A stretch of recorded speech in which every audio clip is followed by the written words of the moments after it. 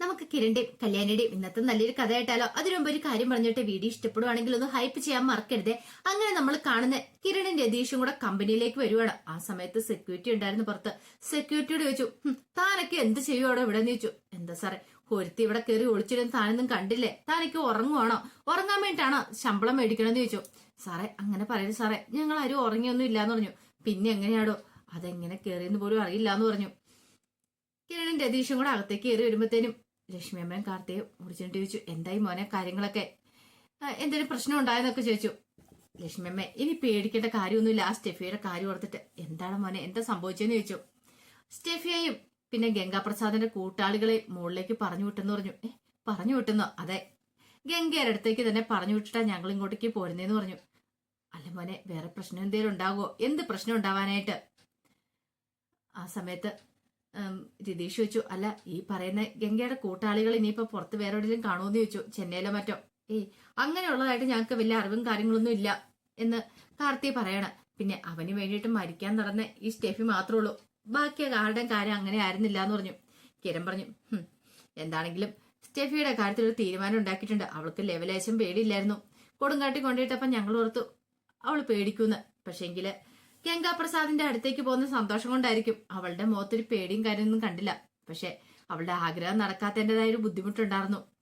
ലക്ഷ്മിയൻ പറഞ്ഞു, അതെ, എന്നെ കാർത്തിക മോളയ്ക്ക് ഇല്ലാതാക്കിയിട്ട് മിക്കവാറും കിരൺ മോനെ കല്യാണിയും കൂടെ ഇല്ലാതാക്കിയിട്ട് പോകാനായിരുന്നു തോന്നേ അവളുടെ പ്ലാന്. കിരൺ പറഞ്ഞു, അത് ശരി തന്നെയാ, അവൾ അങ്ങനെയാ. പക്ഷെ അവൾക്ക് നന്നാവാനായിട്ടുള്ള കുറെ അവസരം കൊടുത്താ അവൾ നന്നാവും കൂട്ടാക്കില്ല. അവസാനം മരണം അവൾ തന്നെ തെരഞ്ഞെടുത്തു. അവളുടെ കയ്യിലിപ്പോണ്ട മരണം സംഭവിച്ചേ. നല്ലൊരു ചെറുപ്പക്കാരനെ കെട്ടി നല്ലൊരു ജീവിതം നയിക്കേണ്ടതിന് പകരം പൈകയും വിദ്വേഷമായിട്ട് നടന്നിട്ട് അവൾ എന്ത് നേടി? അല്ല മോനെ, ഇനിയിപ്പം അവളെ കാണുന്നില്ലെന്നുള്ള കാര്യം പിന്നെ നിങ്ങൾ കൊണ്ടുപോയെന്നൊക്കെ ആരെങ്കിലും അറിയുമോ? ആരറിയാനായിട്ട്? ഇനി മൃഗങ്ങൾ കടിച്ചു കയറിയ അവളുടെ കുറച്ച് അവശിഷ്ടങ്ങള് മാത്രം കിട്ടാൻ പോകുന്നുള്ളൂ. സാരമൊന്നുമില്ല. അവളുടെ കാര്യത്തിനൊരു തീരുമാനം ഉണ്ടാക്കിയിട്ടുണ്ട്. ഇനിയിപ്പം ഭയം കൂടാതെ ജീവിക്കാന്ന് പറഞ്ഞു നമുക്ക് എല്ലാവർക്കും കൂടെ. ആ സമയം ലക്ഷ്മിയമ്മ പറഞ്ഞു, എന്നാലും അവൾ ഇത്ര ക്രൂരയാവുന്ന ഞാൻ പോലും വിചാരിച്ചില്ലെന്ന് പറഞ്ഞു. അതൊന്നും പറയാൻ പറ്റില്ല ലക്ഷ്മിയമ്മ. അവൾക്ക് ഗംഗാപ്രസാദ് മതിയായിരുന്നു. ഗംഗാപ്രസാദ് പറയുന്നതായിരുന്നു അവൾക്ക് വേദവാക്യം. അതുകൊണ്ടാണല്ലോ അവനെപ്പോലൊരു പക്ക ക്രിമിനലിനെ അവൾ സ്നേഹിച്ചേ. അതിനുശേഷം അവൾക്ക് എന്തേലും സംഭവിക്കുമെന്ന് ഒരു ഭയം പോലും അവൾക്കുണ്ടായിരുന്നില്ല. കാരണം എന്ത് വന്നാലും താൻ ഗംഗയോടൊപ്പം നിൽക്കുമെന്ന് അവൾ വിചാരിച്ചോണ്ടിരുന്നേ. ഈ പറയുന്ന ഗംഗാപ്രസാദിന്റെ സ്വഭാവം എന്താന്ന് അവൾ തിരിച്ചറിഞ്ഞിട്ടുണ്ടായിരുന്നില്ല. കാട്ടിൽ ചെന്ന് കഴിഞ്ഞപ്പം വേലുവിന്റെ പെണ്ണിനെ അടിച്ചു മാറ്റാൻ നോക്കിയവനാ ഈ പറയുന്ന ഗംഗാപ്രസാദ്. അതൊക്കെ അവളോട് പറഞ്ഞിട്ടും കാര്യമില്ല. അവളൊന്നും വിശ്വസിക്കാൻ കൂട്ടാക്കില്ല. തന്റെ ഗംഗ എന്തോ വലിയ സംഭവം പറഞ്ഞോണ്ടാ അവൾ ഇരുന്നേന്ന് പറഞ്ഞു. കാർത്തി പറഞ്ഞു, അത് ശരിയാ, അതെനിക്കും പലപ്പോഴും തോന്നിയിട്ടുണ്ടെന്ന് പറഞ്ഞു. കിരൺ പറഞ്ഞു, എങ്കിൽ ശരി, ഞങ്ങൾ ഇറങ്ങട്ടെ. കല്യാണിയൊക്കെ അവിടെ കാത്തിരിക്കുമായിരിക്കും. എത്രയും പെട്ടെന്ന് ചെല്ലണമെന്ന് പറഞ്ഞു. എന്നാ ശരി, പോയിട്ട് വരാൻ പറഞ്ഞു. അങ്ങനെ കിരൺ രതീഷൊക്കെ ഇറങ്ങി. ആ സമയത്ത് ലക്ഷ്മിയമ്മ പറഞ്ഞു, മോളെ, ശരിക്കും നമുക്ക് വേണ്ടിയിട്ടാ കിരൺ ഇങ്ങനെയൊക്കെ ചെയ്യുന്നേ. നമ്മൾ ഇവിടേക്ക് വന്ന് കിരണിന്റെ സഹായം തേടി. ഒടുവില് വൈകിയാണെങ്കിലും അവൻ കാര്യങ്ങളൊക്കെ നടത്തിയെടുത്തില്ലെന്ന് ചോദിച്ചു. എത്ര പാവമായിട്ടാ അവനങ്ങനെ ചെയ്തേ. അവനില്ലായിരുന്നെങ്കിൽ നമ്മൾ എന്ത് ചെയ്തേനും? കാർത്തിക പറഞ്ഞു, അത് ശരിയാമേ, കിരണും കൂടി ഇല്ലായിരുന്നെങ്കിൽ നമ്മൾ പെട്ടുപോയനം. ഇങ്ങനൊരു അവസരത്തിൽ നമ്മളെ സഹായിക്കാനായിട്ട് ആരായിരുന്നു നമ്മളോടൊപ്പം ഉണ്ടായിരിക്കുന്നേ? ഉള്ളത് നല്ല കാര്യമായിരുന്നു. അവൻ ദുഷ്ടന്റെ കാര്യം കഴിഞ്ഞല്ലോ, ഇനി പേടിക്കാതെ നമുക്ക് ഇരിക്കാലോ. എന്നാലും കിരൺ പറഞ്ഞ പോലെ കുറച്ചു ദിവസത്തേന് നമ്മൾ പുറത്തൊന്നും അധികം ഇറങ്ങാതെ ഒന്ന് ഒതുക്കി നിൽക്കുന്നതായിരിക്കും നല്ലത്. ഇനിയിപ്പോ അവന്റെ വേറെ വല്ല കൂട്ടാളികളുണ്ടോ ഇല്ലയോ എന്നൊക്കെ അറിയത്തില്ലോ എന്നൊക്കെ ഇങ്ങനെ ലക്ഷ്മിയമ്മയും പറയുവേണം. കുറച്ചു കഴിഞ്ഞപ്പോ കല്യാണി ആകെപ്പാട് ടെൻഷൻ അടിച്ചിരിക്കണം. കാദംബരി വന്നിട്ട് ചോദിച്ചു, കല്യാണി നീ എന്താ എവിടെ നിൽക്കുന്ന? ബാ, കഴിക്കാൻ വരുന്നില്ല എന്ന് ചോദിച്ചു. അത് പിന്നെ കാദംബരി ചോദിച്ചു, അവര് വന്നില്ലല്ലോ, കിരണേട്ടൊന്നും വന്നില്ലല്ലോ എന്ന് പറഞ്ഞു. അതെ, രതീഷ് ചേട്ടൻ കുറച്ചു മുമ്പ് എന്നെ വിളിച്ചിട്ടുണ്ടായിരുന്നു, ഇപ്പൊ തന്നെ വരുമെന്ന് പറഞ്ഞു. ആണോ? എങ്കിൽ പിന്നെ അവര് വന്നിട്ട് ഒരുമിച്ച് കഴിക്കാന്ന് പറഞ്ഞു. അവനും കൂടെ വരട്ടെ എന്ന് പറഞ്ഞു. അങ്ങനെ ഇച്ചിരി സമയം അവർ സംസാരിച്ച് നിൽക്കുന്ന സമയത്താണ് കിരണും രതീഷും കൂടെ അങ്ങോട്ട് വരുന്നത്. അങ്ങനെ അവരങ്ങോട്ട് വന്നു കഴിഞ്ഞപ്പോഴത്തേനും കല്യാണി ചോദിച്ചു, കിരണേട്ട ഇത് എവിടെയായിരുന്നു എന്നൊക്കെ ചോദിച്ചു കഴിഞ്ഞപ്പോഴത്തേനും കിരൺ പറഞ്ഞു, അവളുണ്ടല്ലോ ആ സ്റ്റെഫിയും കൂട്ടിയെ മുകളിലേക്ക് പറഞ്ഞു വിട്ടെന്ന് പറഞ്ഞു. മുകളിലേക്ക് പറഞ്ഞു വിട്ടെന്നോ? എവിടേക്ക്? ഗംഗാപ്രസാദിന്റെ അരിയിലേക്ക്. സത്യമാണോ പറയണെന്ന് ചോദിച്ചു. അതെ, കാർത്തിയെ ലക്ഷ്മിയമ്മ ഇല്ലാതാക്കാനായിട്ട് വന്നാണ് സ്റ്റെഫിയും കൂട്ടാളികളും. പക്ഷെ കൃത്യ സമയത്ത് തന്നെ ഞാൻ കാര്യങ്ങളൊക്കെ അറിഞ്ഞെന്ന് പറഞ്ഞു. അവിടെ ഒരു CCTV ദൃശ്യങ്ങളും കാര്യങ്ങളൊക്കെ ഉണ്ടായിരുന്നു. ആ കാര്യങ്ങളൊക്കെ ലാപ്ടോപ്പിൽ കണ്ടതിന് ശേഷമാണ് ഞാൻ അങ്ങോട്ടേക്ക് ഓടിപ്പോയെന്ന് പറഞ്ഞു. അത് കേട്ടപ്പോൾ കാദംബരി പറഞ്ഞു, ശരിക്കും പറഞ്ഞാൽ നിങ്ങളപ്പോൾ അവിടെ ചെന്നില്ലായിരുന്നെങ്കിൽ എന്തേലും സംഭവിച്ചാനും ഇല്ലേ, ഉറപ്പായിട്ട് സംഭവിച്ചാനും. ഭൂമി ജീവിച്ചിരിക്കാനുള്ള യോഗ്യതയൊന്നും ഈ പറയുന്ന സ്റ്റെഫിക്കൊന്നും ഇല്ല. 2-3 വട്ടം താക്കീത് കൊടുത്തതല്ലേ. പക്ഷേ അല്ല കിരണേട്ടാ, എന്നിട്ട് എന്ത് ചെയ്തു? എന്ത് ചെയ്യാനാ? രാഹുലിന് കൊണ്ട് കിടത്തിയ പോലെ അവിടെ ആ കൊടുങ്കാട്ടി കൊണ്ട് കിടത്തി. മൃഗങ്ങളൊക്കെ കടിച്ചു കയറി ഇല്ലാതാക്കൂലേന്ന് പറഞ്ഞു. അല്ല കിരണേട്ട ഇനിയിപ്പോ ആരെങ്കിലും വരുമോന്ന് ചോദിച്ചു. ആര് വരാനായിട്ട്? ബാക്കി 3 പേരെയും കൂടെ ഗംഗാപ്രസാദിന്റെ കൂട്ടാളികളെയും കൂടെ ഞങ്ങൾ പറഞ്ഞു വിട്ടു. ഒരു ശത്രുക്കളും ഇനി വരാനായിട്ട് പാടില്ല. ആര് വരാനായിട്ടാ? ഇനിയിപ്പൊ നമുക്ക് ജീവിക്കണമെന്ന് പറഞ്ഞു. ഇത്രയും നാളായില്ലേ ഓരോ ശത്രുക്കളും മാറി മാറി ജീവിതത്തിലേക്ക് വന്നുകൊണ്ടിരിക്കുവായിരുന്നല്ലോ. എല്ലാ ശത്രുക്കളെ നിഗ്രഹിച്ച് നല്ല സന്തോഷത്തോടെ നമുക്കൊരു ജീവിതം ഉണ്ടാവണം. അതിനു വേണ്ടിയിട്ടാ ഞാനിതൊക്കെ ചെയ്തേന്ന് പറഞ്ഞു. കല്യാണം കാര്യമൊക്കെ ശരി തന്നെയാ. പക്ഷെ ഇതിന്റെ പേരിൽ അന്വേഷണം ഉണ്ടാവുമോ അറിയത്തില്ല. ബോഡിയുടെ അവശിഷ്ടങ്ങൾ കിട്ടിയിട്ടുണ്ടെങ്കിൽ ആ CI വെറുതെ ഇരിക്കില്ല. അയാളൊരു മുരടനല്ലേന്ന് ചോദിച്ചു. ആയിക്കോട്ടെ, അയാൾ മുരടനാണെങ്കിലും പഴയ സ്വഭാവമൊന്നുമല്ല. അയാൾക്ക് കുറെ മാറ്റങ്ങളൊക്കെ വന്നിട്ടുണ്ട്. അതുകൊണ്ട് നമുക്കെതിരെ അയാൾ ഒന്നും ചെയ്യാനായിട്ടൊന്നും പോകുന്നില്ല. ആ കാര്യം ഓർത്ത് കാദംബരി കല്യാണിയും പേടിക്കൊന്നും വേണ്ടാന്ന് പറഞ്ഞു. കാദംബരി പറഞ്ഞു, എന്നാലും ഒരു ഭയം. എന്തിനാ പേടിക്കണേ? ധൈര്യമായിട്ടിരിക്കാം. അല്ലെങ്കിലും ശത്രുക്കളൊക്കെ നിഗ്രഹിച്ച് നോർത്തുകൊണ്ട് സമാധാനമായിട്ട് കിടന്ന് ഉറങ്ങുകയോ ചെയ്യണ്ടേ. അങ്ങനെ ശത്രുക്കൾ ഓരോരുത്തരായിട്ട് തീരട്ടെ. അങ്ങനെയെങ്കിലും നമുക്ക് സ്വസ്ഥതയോടെ സമാധാനത്തോടെ ജീവിക്കാം. പിന്നെ ഇന്നലെ മുതല് കൊടുങ്കാട്ടിനകത്തായിരുന്ന രാത്രിയിൽ ആഹാരമൊന്നും കഴിച്ചിട്ടില്ല. വേലുവിന്റെ വീട്ടിലേക്ക് വിളിച്ച, പക്ഷെ പോയില്ല. നല്ല വിശപ്പുണ്ട്. ഞങ്ങളൊന്ന് ഫ്രഷ് ആയിട്ട് വരുമ്പോഴത്തേക്ക് എന്തേലും കഴിക്കാൻ എടുക്കാൻ പറഞ്ഞു. കാദംബരി പറഞ്ഞു, അതിനെന്താ, പെട്ടെന്ന് പോയി ഫ്രഷ് ആയിട്ട് വാ, ആഹാരം എടുത്തു വെക്കാന്ന് പറഞ്ഞുകൊണ്ട് കല്യാണിയും കാദംബരിയും കൂടെ അകത്തേക്ക് കയറി.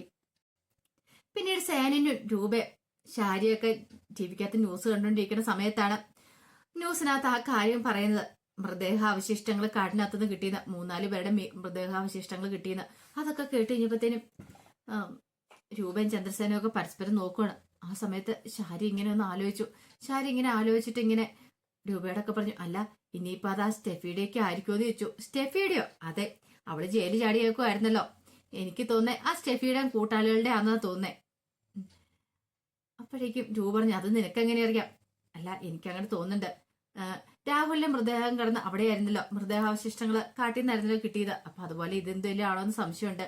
മിക്കവാറും രാഹുലിനെ കൊന്നപോലെ തന്നെ അവര് തന്നെയായിരിക്കോ ഇവരെയും കൊന്നിട്ടുണ്ടായിരിക്കുക, ഈ സ്റ്റെഫിനെയൊക്കെ. സേന പറഞ്ഞു, സ്റ്റെഫിയാന്ന് ന്യൂസിനകത്ത് പറഞ്ഞിട്ടുണ്ടോ? ഇല്ല. പിന്നെ നീ എന്തിനാ ഊഹാഭാവങ്ങൾ നടത്തുന്നതെന്ന് ചോദിച്ചു. രൂപ പറഞ്ഞു, അത് ശരിയാ, ഇവള് വേറെ പണിയൊന്നും ഇല്ലാഞ്ഞിട്ട് ഓരോ ഊഹാഭാവങ്ങളൊക്കെ നടത്തുന്ന. ഒരു കാര്യം ചെയ്യാ, നീ പോയി ചായ എടുത്തോണ്ട് വരാൻ പറഞ്ഞു. അങ്ങനെ ശാരി അങ്ങോട്ട് പറഞ്ഞു വിട്ടു.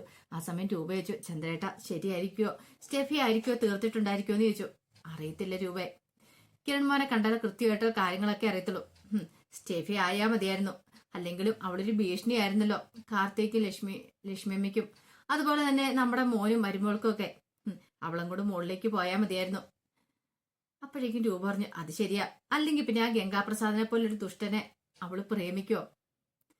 സേനം പറഞ്ഞു, അതൊന്നും പറഞ്ഞിട്ട് കാര്യമില്ല. പെൺകുട്ടികളെ 2 തരത്തിലുണ്ട്, കണ്ടില്ലേ?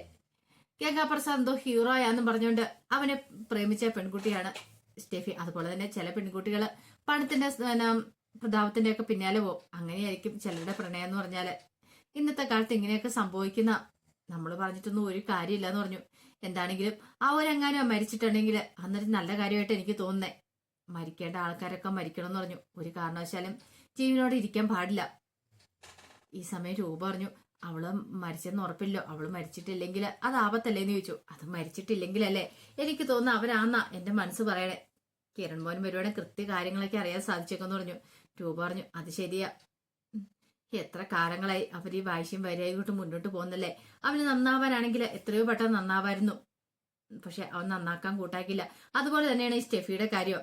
സ്റ്റെഫിക്ക് ഇതൊക്കെ തന്നെ വേണം, അല്ല സ്റ്റെഫിക്ക് ഇതൊക്കെ തന്നെ വരണം. കാരണം അവൾ ചെയ്തു പോയ തെറ്റിന് പോലെ അവൾ അനുഭവിച്ചുകൊണ്ടിരിക്കുന്നത്. അവൾക്ക് വേണമെങ്കിൽ രക്ഷപ്പെടായിരുന്നല്ലോ എന്നൊക്കെ പറഞ്ഞു. ഈ സമയത്ത് രൂപ പറഞ്ഞു, ഇനിയിപ്പോ ആ CI വല്ല പ്രശ്നം ഉണ്ടാക്കുമെന്ന് ചോദിച്ചു. CIയോ? അതെ, അയാൾക്ക് കിരൺമോനോട് ദേഷ്യല്ലേ. അതൊക്കെ പണ്ടല്ലായിരുന്നു രൂപ, ഇപ്പൊ പേടിക്കൊന്നും വേണ്ട. CIക്ക് ഏകദേശം കാര്യങ്ങളൊക്കെ മനസ്സിലായി. അതുകൊണ്ട് ധൈര്യമായിട്ടിരിക്കുക, നമ്മുടെ മോനൊന്നും ഒരാപത്തും വരാനായിട്ട് പോകുന്നില്ല എന്ന് പറഞ്ഞു. പിന്നീട് കിരണിനെ കാണാനായിട്ട് CI വരുന്നുണ്ട്. അങ്ങനെ അവർ സംസാരിക്കുന്ന സമയത്ത് CI കിരണിനോട് പറഞ്ഞു, കിരണെ എനിക്ക് കാര്യങ്ങളൊക്കെ ഇപ്പൊ അറിയാന്ന് പറഞ്ഞു. ഇനിയിപ്പോ കിരണൊന്നും പറയേണ്ട കാര്യമൊന്നുമില്ല. ആ സ്റ്റെഫിയുടെ കൂട്ടാളികളുടെ മൃതദേഹാവശിഷ്ടങ്ങളാണ് കാട്ടിൽ നിന്ന് കിട്ടിയെന്നുള്ള കാര്യം എനിക്ക് മനസ്സിലായി. സാധാരണ പെണ്ണുങ്ങളൊന്നും ജയിലിൽ ചാടാത്താണ്, പക്ഷെ അവള് ജയിലിൽ ചാടിയതിന് പിന്നില് വ്യക്തമായ കാരണങ്ങളൊക്കെ ഉണ്ടായിരുന്നു. ആ സമയത്ത് കിരൺ പറഞ്ഞു, എനിക്ക് കുറച്ച് കാര്യങ്ങളൊക്കെ സാറിനോട് സംസാരിക്കാണ്ടായിരുന്നു. വേണ്ട കിരണേ, ഇനി ഇപ്പൊ എന്താണെങ്കിലും കിരൺ പറയൊന്നും വേണ്ട. എനിക്കറിയാം കിരണ് പറയാൻ ബുദ്ധിമുട്ടുണ്ടെന്ന്. പിന്നെ ഒരു കാര്യം, ഈ പറയുന്ന സ്റ്റെഫി എന്താ ഏതാന്നൊക്കെ ഞാൻ മനസ്സിലാക്കിയിട്ടുണ്ടായിരുന്നു. എനിക്കറിയാം അവളുടെ സ്വഭാവത്തെക്കുറിച്ചൊക്കെ. ജയിലിൽ ചാടിയപ്പോ തന്നെ ഞാൻ ഇതൊക്കെ തന്നെ പ്രതീക്ഷിച്ച. എനിക്ക് കിരണിനോട് ദേഷ്യമൊന്നുമില്ല. സ്റ്റെഫി കൂടുന്നൊരു പരാതി തന്നു കഴിഞ്ഞപ്പോ ഗംഗാപ്രസാദിനെ കാണുന്നില്ലെന്ന് അറിഞ്ഞപ്പോ ഞാൻ അതിനെക്കുറിച്ച് അന്വേഷിച്ചു. പിന്നീട് അതിന്റെ സത്യാവസ്ഥ എനിക്ക് ബോധ്യപ്പെടുകയും ചെയ്താ. അതുകൊണ്ട് കിരൺ ധൈര്യമായിട്ട് പോയിക്കോ. കിരണിന്റെ മേലെ അന്വേഷണം ഒന്നും വരാൻ പോകുന്നില്ലെന്ന് പറഞ്ഞു. കിരൺ പറഞ്ഞു, സ്റ്റെഫിയെ കുറിച്ചൊക്കെ സാറിന് മനസ്സിലായി കാണുമല്ലോ അല്ലെ? എനിക്ക് മനസ്സിലായി കിരണെ, വൈകിയാണെങ്കിലും എനിക്ക് മനസ്സിലായി. കിരൺ അതുകൊണ്ട് ധൈര്യമായിട്ട് പൊയ്ക്കോ എന്നൊക്കെ പറഞ്ഞുകൊണ്ട് കിരണിനെ പറഞ്ഞു വിടുന്നേ. സിഐക്ക് മനസ്സിലായി രാഹുലിനെ കൊന്നപാട് തന്നെ സ്റ്റെഫിയൊക്കെ കാട്ടുമൃഗങ്ങൾ കിട്ടുകൊടുത്താന്നുള്ള കാര്യം. പക്ഷെ സിഐ കിരണിന് നേരെ തിരിഞ്ഞില്ല. എന്തുകൊണ്ടാണ് അങ്ങനത്തെ കാര്യങ്ങളൊക്കെ സംഭവിച്ചെന്ന് സിഐക്കും അറിയായിരുന്നു. പിന്നീട് രൂപയും ചന്ദ്രസേനയും കാണാനായിട്ട് കിരൺ വീട്ടിലേക്ക് വരുന്നുണ്ട്. ആ സമയത്ത് ഷാരി പറഞ്ഞു, അല്ല മോനെ, അതാ സ്റ്റെഫിയുടെ ഒക്കെ മൃതദേഹം അല്ലേ അവിടെ കിടന്നല്ലേന്ന് ചോദിച്ചു. അല്ല, അതെങ്ങനെ ആന്റിക്ക് മനസ്സിലായി? അല്ല, അത് പിന്നെ എന്റെ രാഹുലേട്ടൻ അവിടെയല്ലേ കിടന്നേ, ആ കാട്ടിനകത്തല്ലേ. മിക്കവാറും അവിടുന്ന് ആയിരിക്കും അവളുടെ ബോഡി കിട്ടിയിട്ടുണ്ടായിരിക്കാന്നൊക്കെ പറയാണ്. അത് കേട്ടപ്പോ കിരൺ പറഞ്ഞു, അതിനെക്കുറിച്ചൊന്നും എനിക്കറിയത്തില്ല. സ്റ്റെഫിയുടെ ബോഡിയാണോ മൃതദേഹാവശിഷ്ടങ്ങളാണോ കിട്ടിയതെന്ന് എനിക്കറിയില്ല എന്ന് പറഞ്ഞു. ആ സമയം ഷാരി മനസ്സിൽ പറഞ്ഞു, നിനക്കെല്ലാം അറിയാടാ, പക്ഷെ നീ എന്നോട് മറച്ചു വെക്കുന്ന കാര്യം എനിക്കറിയാം എന്ന് പറഞ്ഞു. ഈ സമയത്ത് സേൻ രൂപ അങ്ങോട്ട് വന്നേ. കിരണിനെ വിളിച്ചുകൊണ്ട് അവര് അങ്ങോട്ട് മാറിപ്പോവാണ്. പിന്നീട് കിരണിനോട് പറഞ്ഞു, എന്തൊക്കെയാണ് മോനെ, ആ സ്റ്റെഫിയുടെ മൃതദേഹാവശിഷ്ടങ്ങളാണോ കിട്ടിയെന്ന് ചോദിച്ചു. അതിന് പ്രത്യേകിച്ച് പറയേണ്ട കാര്യമുണ്ടോ അച്ഛാ? ഞാൻ രതീഷ് ഞങ്ങൾ എല്ലാരും കൂടി ചേർന്നിട്ട് അവളെ നേരെ കൊടുങ്കാട്ടിനകത്തേക്ക് കൊണ്ടുപോയി. അവിടെ വെച്ച് ചെന്നായ്ക്കളും കുറുനരികളൊക്കെ അവളെ കടിച്ചു കീറിയെന്ന് പറഞ്ഞു. എന്തൊക്കെയാ നീ പറയണേ? അതെ അച്ഛാ, ഞാൻ അങ്ങനെ ചെയ്തില്ലായിരുന്നെങ്കിൽ ലക്ഷ്മിയമ്മയുടെ കാർത്തികയുടെ ജീവൻ തീർന്നേനും. കാരണം അവരെ കൊല്ലാനായിട്ട് കടാരയായിട്ട് അവളെ കമ്പനിയിലേക്ക് വന്നേ. അവിടെ വെച്ചാൽ ഞാൻ അവളെ പിടികൂടുന്നെന്നും പറഞ്ഞുകൊണ്ട് കാര്യങ്ങളൊക്കെ പറയണം. അപ്പൊ അതിന്റെ വിശേഷങ്ങളൊക്കെ ഒന്ന് കാണുന്നത്. ഇതിന്റെ ബാക്കി വിശേഷങ്ങളുമായിട്ട് വൈകുന്നേരത്തെ പ്രൊമോയി വരാട്ടോ. ഒരിക്കൽ കൂടി എല്ലാവർക്കും ശുഭദിനം നേർന്നുകൊണ്ട് നിർത്തുന്നു. നന്ദി.